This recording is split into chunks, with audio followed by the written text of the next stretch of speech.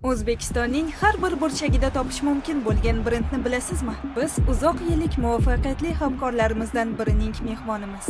Biz Elma kompaniyasi haqida gaplashamiz.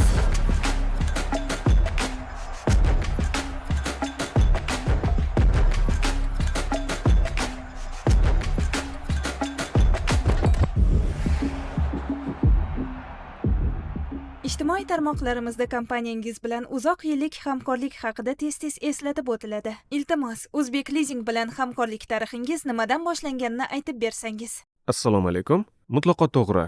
2010-yilda biz nam salfetkalar bozorida ulkan imkoniyatlarni ko'rdik. Lekin buning uchun yangi uskunalar zarur edi. Yangi uskunalar uchun mablag'ni qayerdan topish mumkin? Kreditlar uzoq va murakkab jarayon. Ammo ayni paytda O'zbek Leasing bizga tez rasmiylashtirish, ya'ni leasing, qulay to'lov jadvali va minimal qog'ozbozlikni taklif qildi.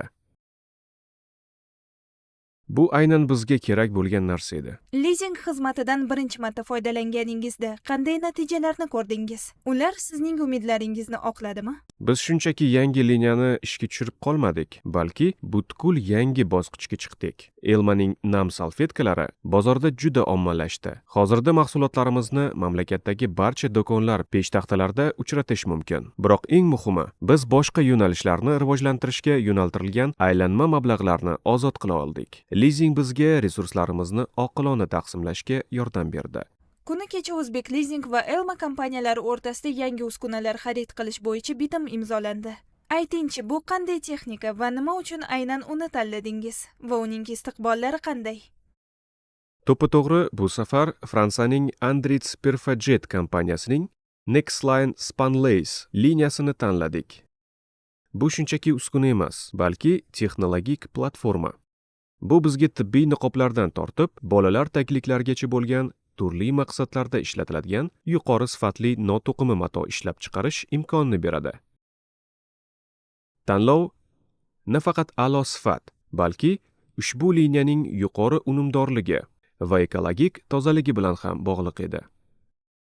Bu oxir-oqibat sizning faoliyatingizga qanday ta'sir ko'rsatdi va uskunalar sizning umidlaringizni oqladimi?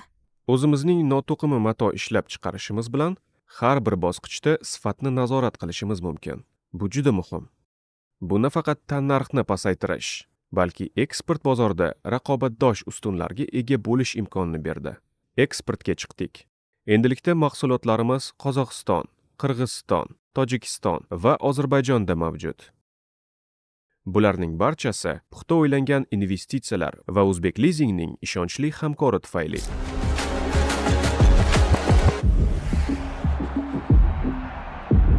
Ishlab chiqarishni modernizatsiya qilishni rejalashtiryapsizmi? Unday bo'lsa biz bilan bog'laning, sizga eng foydali yechimni topamiz.